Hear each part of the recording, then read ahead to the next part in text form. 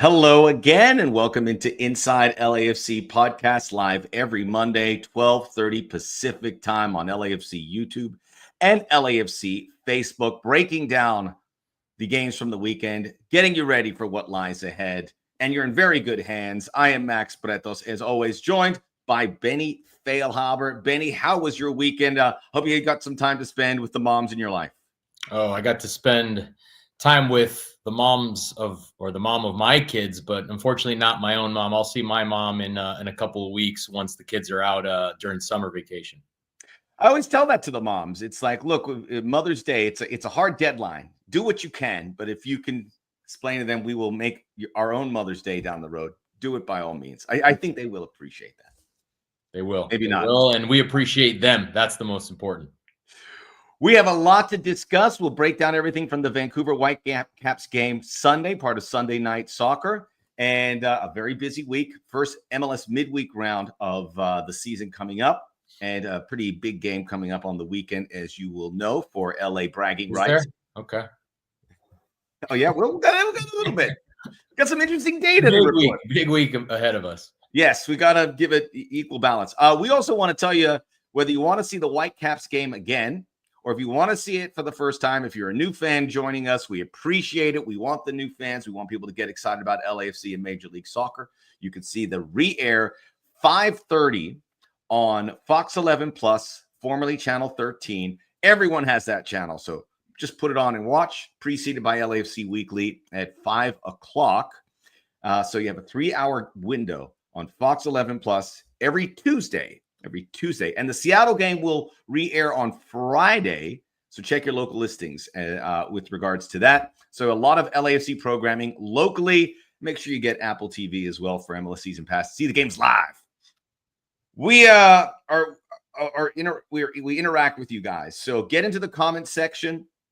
If you have a question, a comment, anything about any of the games coming up, about the Whitecaps game, which we will break down in detail here, get in there. Genuine Cougar. Good afternoon, gentlemen. Hello, GC. Let's call him GC. How's it going? I don't know how to take the name. I'll leave it alone. It might be a car reference. A Cougar is a fine vehicle. Old V8 that you could get back in the day. But let's over my head there. Let us get into the Vancouver Whitecaps result. LAFC take a point in Vancouver, and on the surface, that's good business because Vancouver is the best team in MLS. Might be the best team in North America. We'll find out June the 1st when they take on Cruz Azul. Scoring goals, I think, coming into the game, it was 2 losses in 20 games. They are the real deal Holyfield. However, Benny, because of the nature of the start, where we're going to really break down LAFC starting games quick, or starting games with the lead, because it's something that we really have to put under the microscope. LAFC up 2 goals in 19 minutes, and the Vancouver Whitecaps got one back a few minutes after that, and then got one back in the 70th minute, both from Brian White, and it ended 2-2. So we'll get all of that. But 2-2 makes it a 5-match unbeaten streak for LAFC. But I'm sure they're going to be – this could have been a real chance for a statement. We'll go into all those details for a team that I think the 11 we predicted. The one question mark, I think, is who plays alongside Aaron Long. It was Eddie Segura. Same fullbacks, same midfield. We have a busy week, so there's going to be some alterations. But I'm sure that they'll be taking that flight back from Vancouver, wishing that they had a little bit more out of it. Well, first things first, you have to understand what you're dealing with, right? You're playing on the road at the best team in the entire MLS, like you said, possibly in the entire region, and you come away with a point. So in terms of, proving a point, not only to MLS, but mostly to yourselves at this point in the season, I think LAFC did that, right? They come in, they get the 2 early goals. I think we were talking about not too long ago the difficulty that LAFC were having in starting off the right way in some of these games and maybe falling behind. And those are the games that they couldn't get back into. And so the first goal was so important. Well, they started to do that, get the earlier goals, get in the lead, get to the point of the game where they want to be. And so that was the positive, the massive positive in this game. And obviously there's the equal and opposite negative, which is the fact that, LAFC couldn't hold on to the 3 points. And so I think we'll touch on all these points a little bit, but the grand scheme of things, 1 point on the road against the best team in MLS shows you the upper echelon that LAFC always find themselves in MLS. They're competitive. They're always going to fight for championships. And now we got to continue to tinker and find the solutions to become that top team, as opposed to just be competitive with all of them. LAFC is live commenting on this very topic. I'm surprised that handle was available. I would have loved that one. Going into the Vancouver game, I would have loved a point against the conference leaders. We looked like we could have won. I think so. It felt really good after those 20 minutes. I would also add all the Western teams that were all packed together. They near the top, all won. Minnesota won, San Diego won, Seattle won, Portland won. So LAFC, a win would have helped keep them up. So they actually lose a spot in the standings. They go to 6th, but still there. And we'll talk about holding on to leads, because LAFC has been really good when they score first. The last 2 games, they have scored early. They beat Houston. They get a point here. They have dropped points in 2, I think, of 10 games when they took a lead, and that was Vancouver and it was Inter Miami. Those are 2 very good teams, and that's the teams you certainly have to compete against. Let's talk about the fast start, and it's a good quality for LAFC to have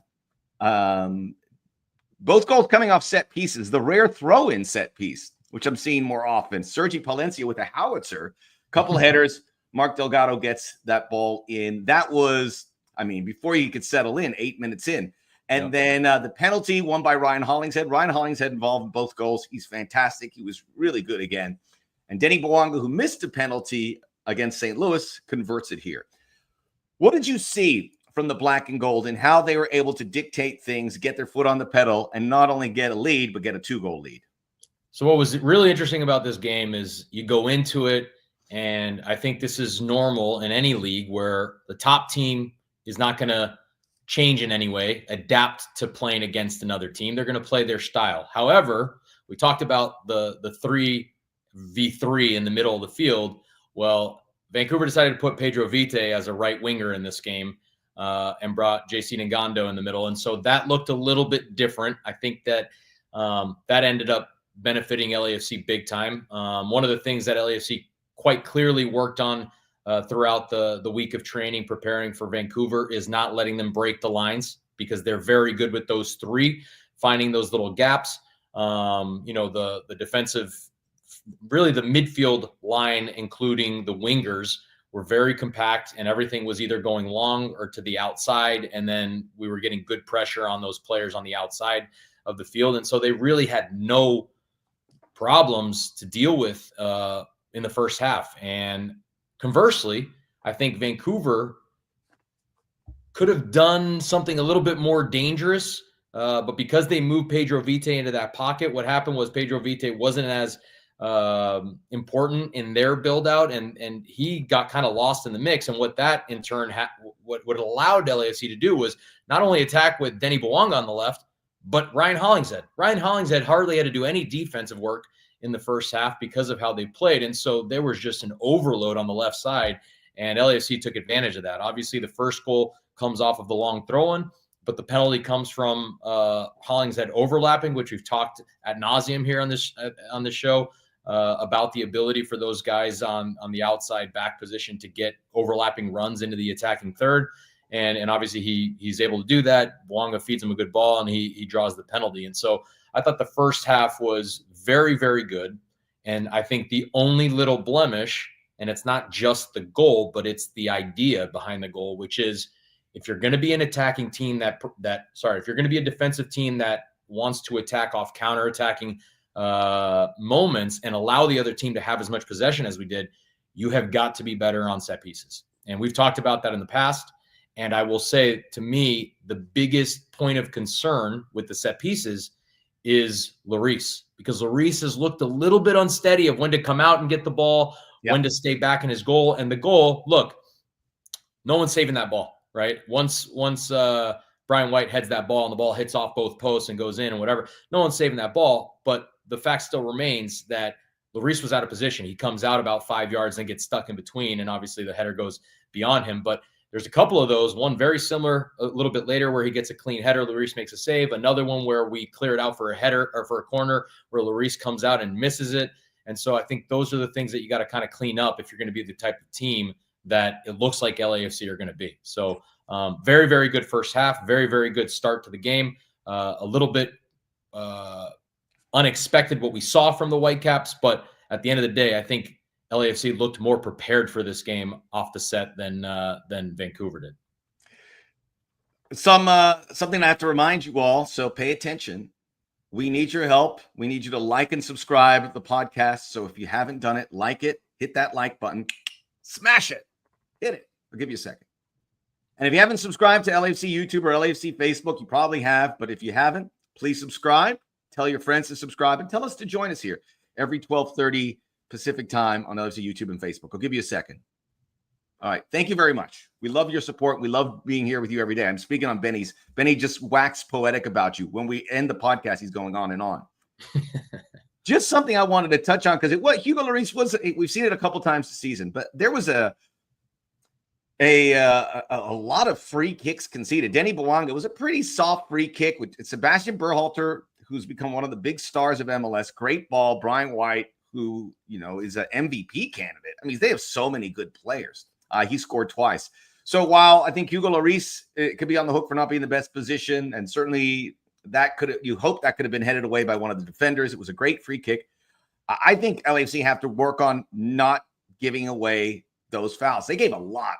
There was a lot of yellow cards too, and that may have been a byproduct of this game and the way Vancouver plays because they go at you. I mean, if you watch, they pop off the screen.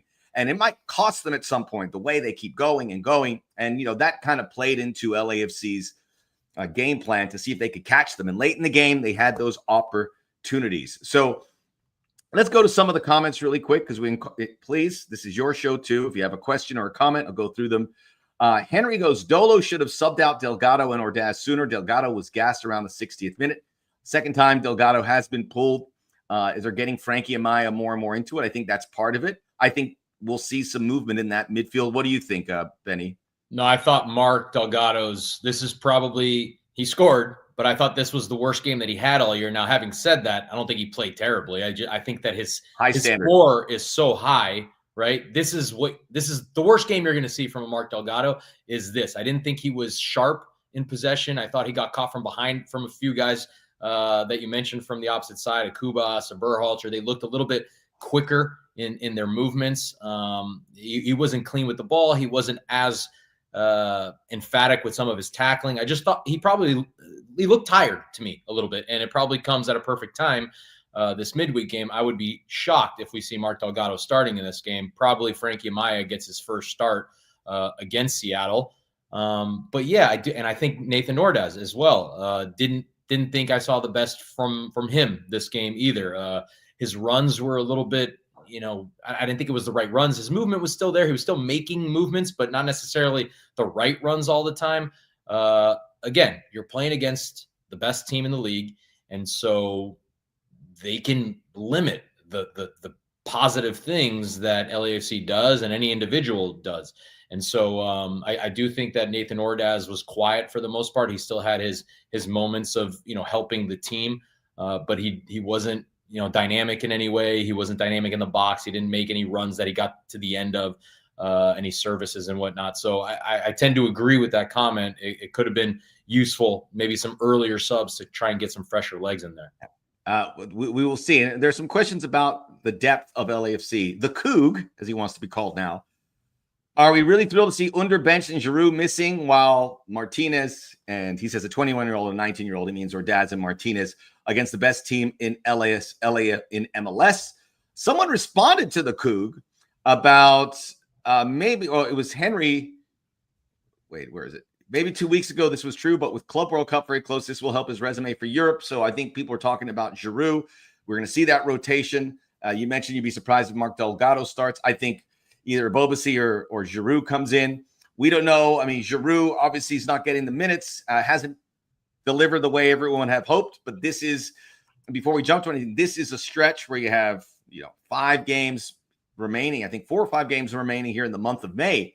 guys are going to get it. And certainly Seattle. And you want to win this Seattle game. You don't like them. They knocked you out of the playoffs. So the rotation-wise, before we jump to anything, I think we got to look because Seattle's going to give some of these guys that are on the periphery a chance. Right, Benny? I think it's a very interesting week in terms of from the coaching perspective, right? How do you move the pieces around? I think David Martinez probably doesn't start. I think Nathan Ordaz doesn't start. I think Mark Delgado doesn't start. Question mark for Timothy Tillman. Is there enough guys in there in the middle for Tillman to potentially not start? Can they maybe play a 5-back in one of those moments that Steve has, utilized in the past to only play 2 in the middle as opposed to 3? Lots of questions. And obviously only the staff have the answer, but yeah, I think that I think what you tend to want to do in these moments is give the minutes to the guys that you feel like are guys that are going to be utilized throughout the season. So right now, if you're playing Jeremy Bobasi over Giroux off the bench, you usually tend to put Jeremy Bobasi as that 9 to give him a start, see what he can do. Same thing with probably an Under, probably starts on the right side. Like I said, Frankie Amaya probably starts in the middle. I thought Igor Jesus out of the 3 in the middle was by far the best one out of the 3 in this last game. Can he play all 3 games this week, right?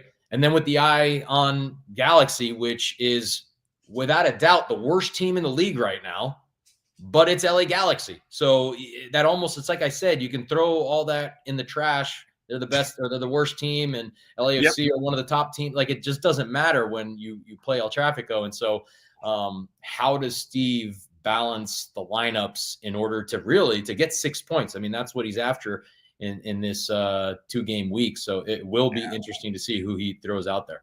Playing Seattle at home, playing the struggling Galaxy, they're expected to get 6 points. So that's certainly what they're going to be locked into. Sir Crispy, hello. He says hello to you, Benny. He always does. Henry, just glad we came out of Vancouver with no injuries. There's a positive. And Hollingshead and Palencia, 100%.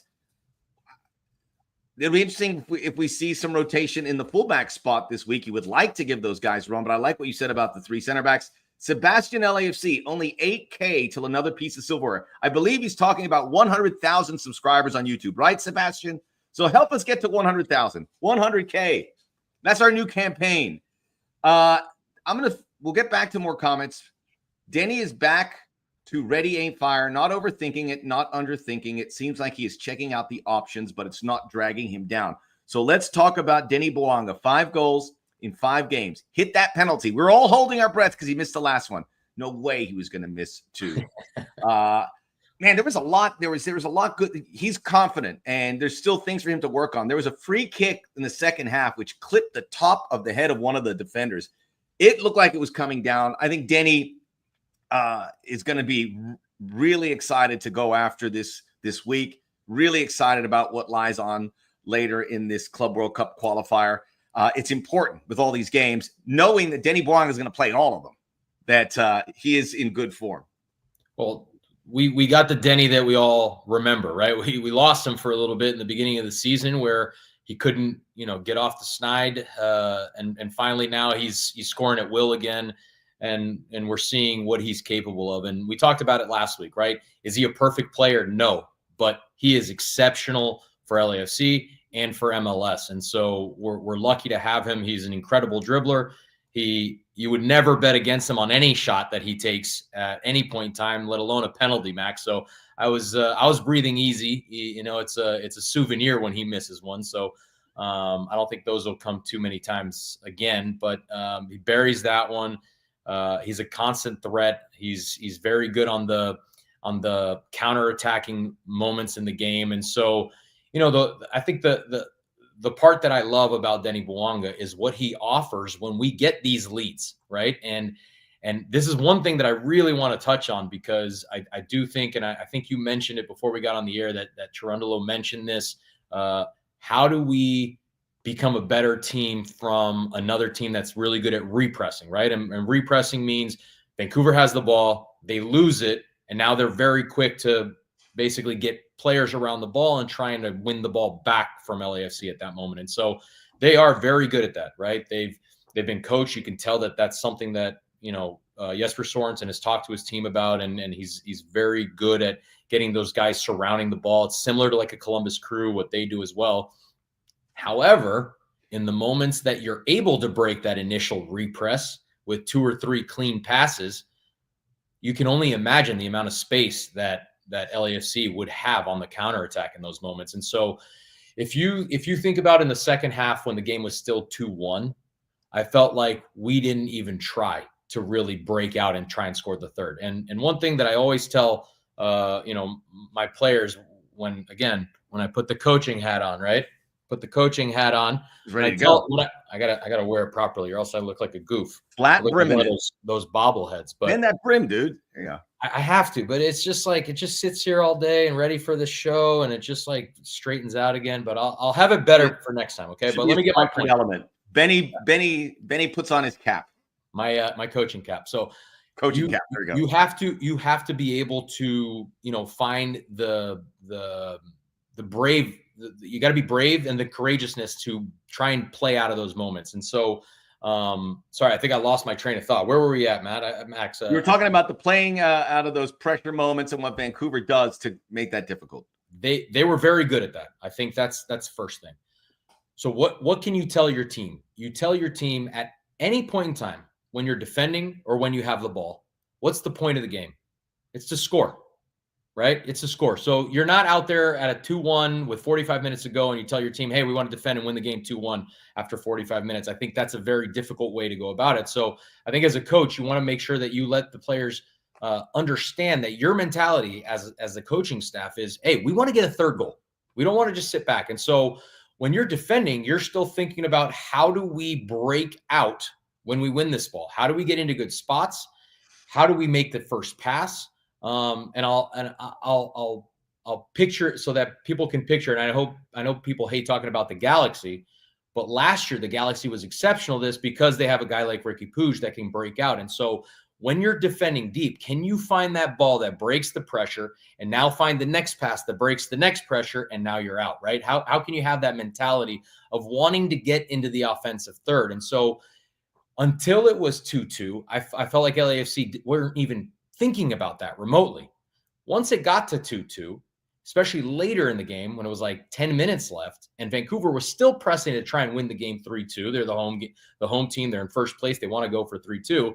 You saw a change in thought process and mentality from LAFC of, okay, we're going to defend deep, but if we win, can we find these quick passes and break out? And arguably, I think LAFC were closer to the 3-2 at the end of the game than Vancouver was. And so how do we have that way of playing? How do we have that mentality for all 11 players on the field when the game is 2-1 or 2-0 so that we can make it 3-1 or 3-0 and just, end the game that way? So that's my spiel. I think that's an important part of what Steve Trundle wants to try and do. And like you said, I think he mentioned it in the post-game presser. Inside LAFC podcast, we're live on LAFC YouTube and LAFC Facebook. If you haven't, please hit the like button here. We appreciate and we need your support. And if you haven't subscribed to LAFC YouTube and Facebook, do it now. And we welcome your audience. Let's talk about what Steve said after the game.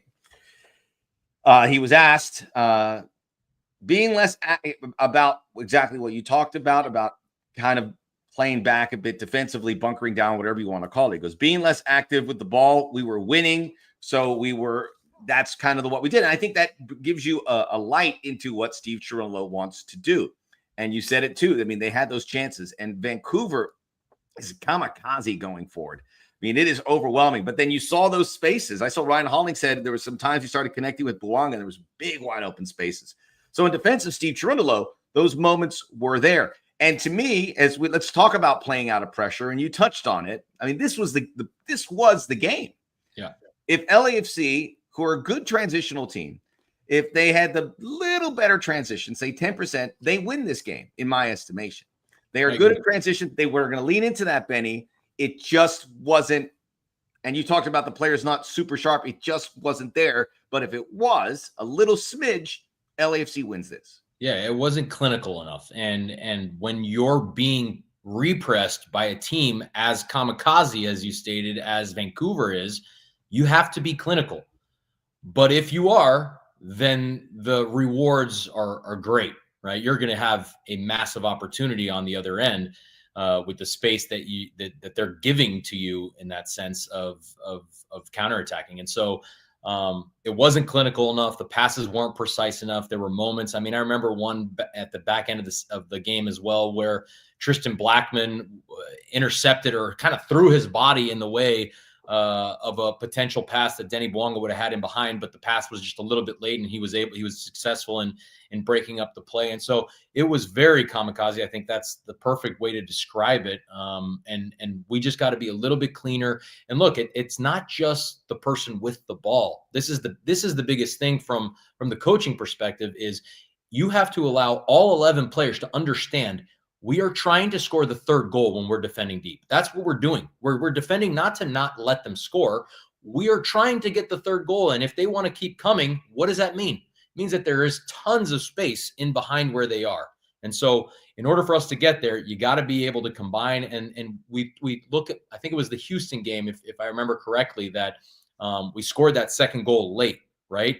And we talked about it. And the one thing that, it was a great goal, and it was a break, and it was a counter, whatever. But the one thing that I didn't see from that play was that little intricate 1, 2, 3 passes that lead to the break. It was an immediate pass, right? I think it was a Timothy Tillman pass directly that was played to Bouanga, and Bouanga played it into Abobasi, and Abobasi eventually scored. So how can we do that when the pressure is a little bit more than just a one direct pass? We need 2 or 3 passes. It means that the guy passing the ball needs to be aware of it. The guy receiving the ball needs to be aware where he is, where the space is, where the outlet pass is afterwards. So things that I think they can work on in training, but ultimately everybody's got to be on the same page in those moments. This is Inside LAFC podcast. Let's get to some of your comments and questions. Some good ones. My guy, Juan Vargas. So general consensus is rotated squad on Wednesday and save the starters for Carson. I think so. I don't think everyone gets rotated. As you pointed out, you think you could bring Amaya in. This is for Wednesday's game, which we'll preview here shortly, so stay with us. Amaya in for Delgado or Tillman. Abobasi or Giroux in at the top. I think Artem Smolyakov comes in for one of the fullbacks. You get him an opportunity. And maybe you get Nkosi or Marlon in there. Maybe you play with 3 in the back. So I'd say 5 changes. Yeah. Over under. I think we'll see something like that. It would be slightly more interesting if the Galaxy game was on Wednesday and the Seattle game was on Saturday, to see, where you put your ultimate best 11 together. But I do think that it sets up well where you can make some of those lineup changes for the Wednesday game. And then, you put your best team, barring any injuries or, so much fatigue potentially from 3 games in 1 week. But ultimately you want to try and put your starting 11 on the weekend. You said that folks here don't want to talk about the Galaxy. Jesse says I stand corrected. He's some choice words for them. Breaking Rad, JT, John Thornton. I know what you're thinking, and yes, Benny should get an assistant coaching job next season. that would be a lot of fun. We'll see. We're anticipating Benny to be in the coaching ranks. We want to keep him here, but we're encouraged that we will see. Jesse adds, after the 2-0, he decided to park the bus. Steve, we should have won on Sunday. I don't know why he parks the bus after lead. I think we talked about it, and this is a very dangerous Vancouver team to challenge the way at their place moving forward. I love Denny, but he shouldn't be the one to take set pieces from Henry. I think Cengiz, if he starts, which he's not been starting, is a guy that should take him. But there were some good deliveries from Denny, and clearly giving him those opportunities, he's doing something in training. Well, he hits them in a certain way, right? So obviously there's the direct free kicks where he's got the ability to shoot and, like I said, score from anywhere. The ones that are the in-swingers, and I think I remember one that he overhit. I don't think he was trying to shoot it, but he overhit it, and Takaoka was able to drop back and grab it. He hits it in a way where it has so much speed and power and swerve on it that he's basically hitting it so that if there's any contact whatsoever on the ball, if anybody hits it, whether it's a defender or an attacker, it's probably got a chance to score. And the bad thing I think with that is that if you mishit it a little bit as well, it goes straight into the goalie's hands, or it goes over the crossbar, or it gets blocked out by the first defender. And so there's the positives and negatives. I'm assuming that from a right-footed player, Denis Bouanga is the one that most clinically hits them in training, or else I think you would love having him be in the box and at the back end of these services as well. So My guess is, staff sees something that all of us can't see necessarily, but I would agree that Under is probably a guy that can take the left-footed ones if he's in the game.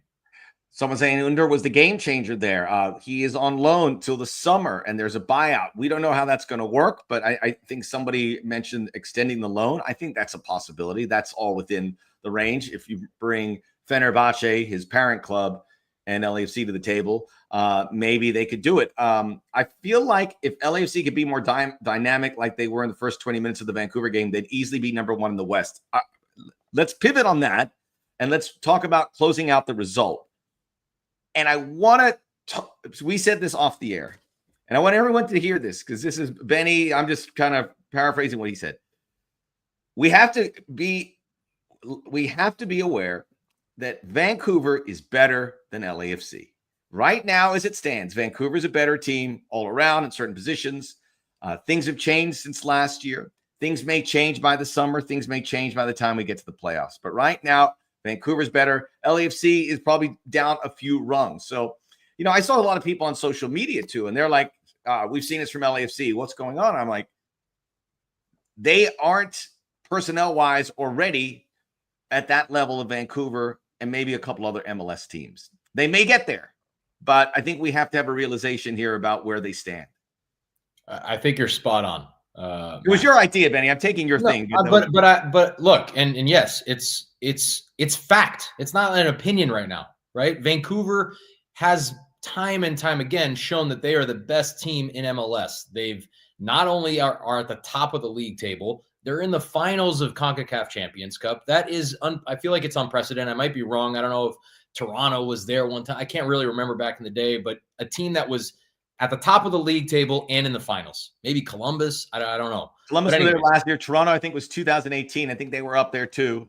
They both lost. It is not easy. Vancouver wins it, and I'm pulling for Vancouver to win it. We hope they can do it for the league. Agreed, but it is very difficult to do. It's difficult because there's a lot of games. It's early in the season when you're competing in CONCACAF Champions Cup, and so you got to LAFC went through this where they weren't able to fully train every day of the week, and there's so many things that work against you, and so it is impressive what they're doing. And I don't think it's a question that they're the best team in the league right now.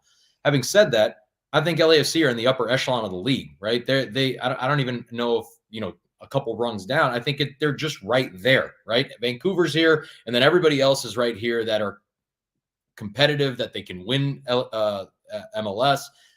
There's so much time still to not only get better, but other teams maybe, get worse at times.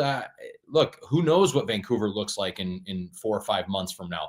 They front loaded their schedule because they're in CONCACAF Champions Cup and played so many games. And so it'll be interesting to see how they continue to progress. At the end of the day, MLS is such a unique league because of the playoff system that we have. And I have no doubts that LAFC have a team to win the title. But today or yesterday, they are not as good as Vancouver. And so I don't think I agree with the parking the bus sentiment. What happens sometimes is a team is better than you, and you inevitably have to retreat.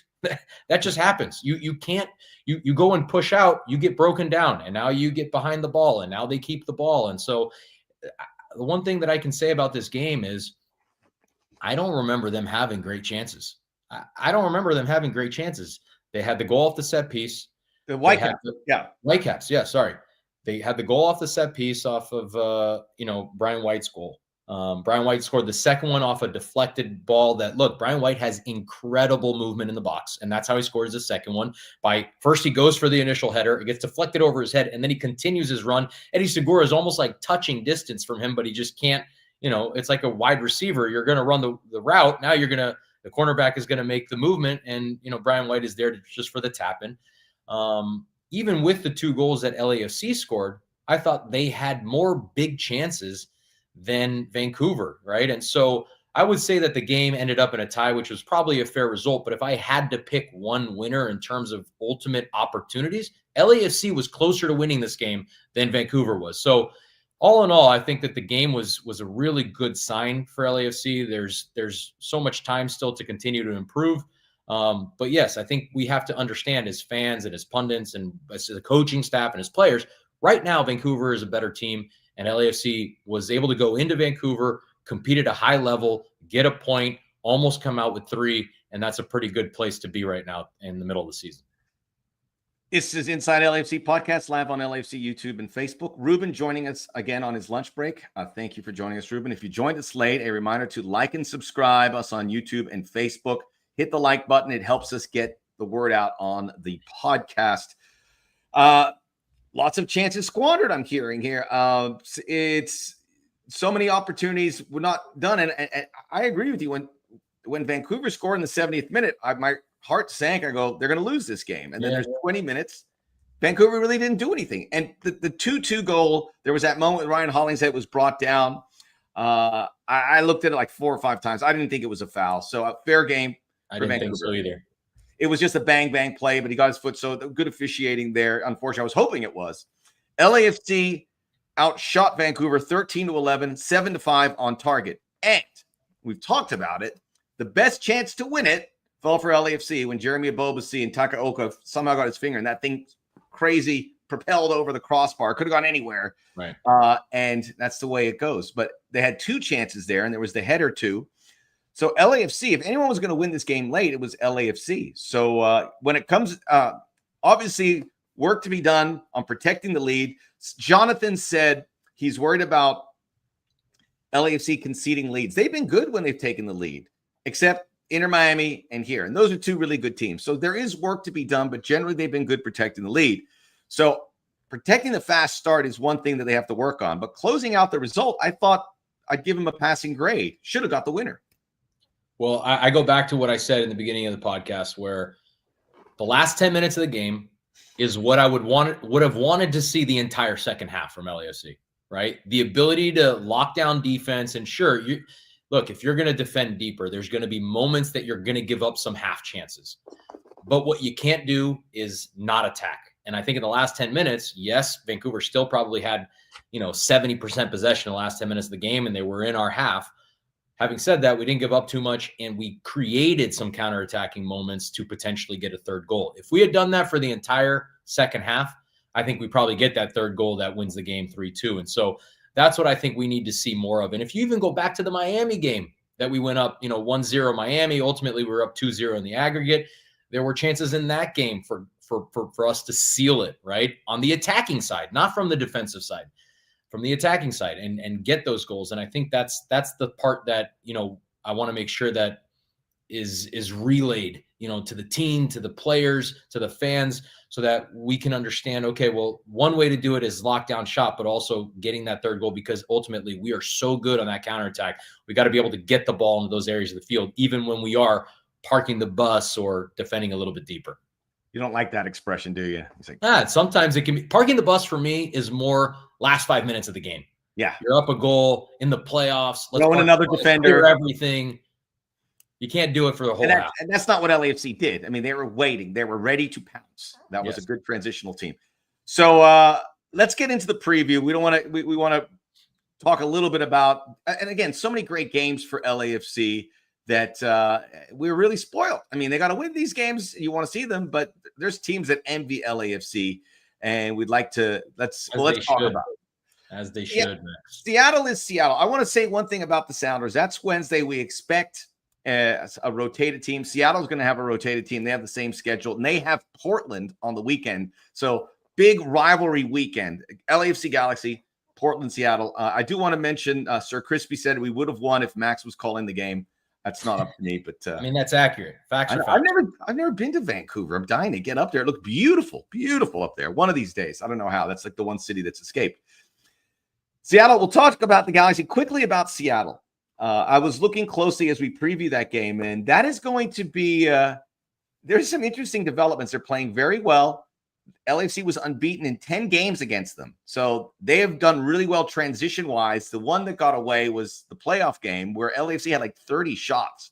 Just couldn't get it. Probably should have won that game, but they've done very well. It's a good matchup. Danny Musovski, former LAFC forward, was on the bench at Sounders. He got off the bench because Jordan Morris has been injured. He's had 5 goals in 5 games. I expect him to start. So they have some good luxuries. And that's a guy you say, hey, Danny Musovski, but careful. He's played very well. Sounders are playing well. This is always a big fixture in Major League Soccer. I think we'll see, like you said, the interesting part about this game is what players LAFC bring off the bench to start. And same thing with Seattle. Seattle has the depth as well, right? And they have a couple of players that are coming back from injury. I want to say Pedro de la Vega didn't start this game against Houston. I could be wrong on that. You might have to fact check me there, Max, but he had a very good, second half. He created the second goal for Seattle to overtake Houston and ultimately win the game. He was much more active than we've seen, and obviously he's dealt with injuries since he's been in the league. He would be an interesting player that is going to potentially start. There's a couple of guys that actually played many minutes over the last 2 seasons with Tacoma that are now starting to play with the first team. Great academy, great second team. Almost made I would be shocked if we don't see Manungu, who has been fantastic for Seattle since he's made the transition to the first team. They've signed Di Rosario's son, Osais. I think that's how you pronounce it. So he might be a guy that can, give Musovski tearing it up at Next Pro. What's that? Di Rosario's kid is tearing it up in Next Pro. Maybe he gets his chance. That I know. I've told you, I watch all the leagues, Max. I know that. I think it's a great point. I think Seattle's going to rotate more than LAFC because they can and they want to reward these guys. And I think even Andrew Thomas, their backup keeper, gets in there. I think Hugo still starts.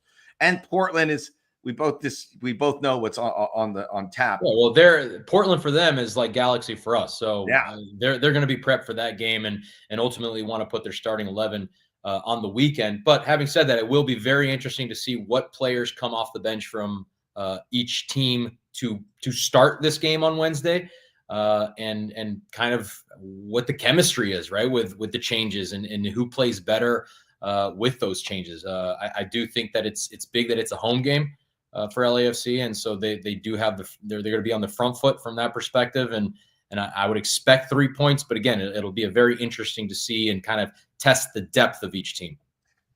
Pedro de la Vega did not start. They have this guy, Ryan Kent, who looks pretty good. So he's been a nice addition for the Sounders. And then it goes to Sunday. The game will be on Sunday. It's going to be Sunday Night Soccer again. So a nice extra day for both these teams, which is going to benefit LA Galaxy because LAFC's at home. Galaxy are at Philadelphia. That is a long trip. I don't think you're getting your wish that the Galaxy are going to come in with one win against LAFC, because after what I just witnessed this weekend for the Galaxy, they got beat by a touchdown. Worst loss ever in MLS. The worst start in MLS. The extra point, so the 7th goal, was the worst goal I think I've seen in a long time. It was awful. I felt bad for John McCarthy. He was diving just to be in the picture, right? That's a phrase that we use in Brazil. When the goalie just dives so that he's in the picture because he's never. It probably sounds better in Portuguese. Só para sair na foto. 100%. But yeah, it was brutal to watch the Galaxy this weekend. I'm sure the fans loved it, but it was brutal in the sense of what the Galaxy looked like. I don't see them getting a point in Philadelphia, so they're going to come out with everything to try and break this 0 wins in 12, possibly 13 games by then on Sunday. So it will be an interesting game. Get your last questions and comments. We're going to wrap it up here shortly. Again, like and subscribe Inside LAFC Podcast if you're on YouTube or Facebook. It helps us get out to more people, which we want to do. We take a lot of pride. We're really thrilled about how this show has taken shape. Sir Crispy, I'm calling it now another Giroud goal on Wednesday. I like that. I'm not going to even try that. Felt bad for McCarthy, even though he moved to Carson. He's still a hero. McCarthy, man, that was just, you don't wish that upon anybody, but certainly a guy who won an MLS Cup for LAFC. Sebastian, I wonder how many boos Delgado is going to get when he plays in El Trafico. I think the Galaxy fans are going to be just worried about their own. And it's awful. The Galaxy fans should be thanking Delgado for the championship that he provided for them last year. And they should be begging him to come back, really, but that's not going to happen. LAC has won at Carson once, and that's when the Galaxy, years past, the Galaxy have struggled, and they use this game to lift themselves up, but never like this before. And that year, LAFC filled the stadium, so get your tickets, get down there, and make it a home game. And LAFC will look for their second home result there in Dignity Health Sports Park. But, the whole apparatus, the salary cap really hurt the the Galaxy, they would have never gotten rid of Mark Delgado and many other players, but that's the way it is. LAFC had to deal with that after 2022. Musovski is no match for the mighty Aaron Long, going back to the Seattle game. Aaron Long might not start that game. Yeah, maybe not. I think it would be smart to give him a rest because he's been I getting. Would be surprised if he starts. Okay, and all right, well, let's quickly wrap up because we've been here a long time. This is going to be our longest show. It's not. We want to make it short and sweet, but there's just so much to talk about. We're out here breaking records, Max. I know. Club World Cup. We can talk about it now. LAFC and Club America. A lot to be determined. So I hear some people asking about tickets. Sit tight. There's still a lot to be resolved about everything. So we just know the game has been mentioned. So more details, we'll be happy to share them once we get them. But let's just talk about the game without getting into those details.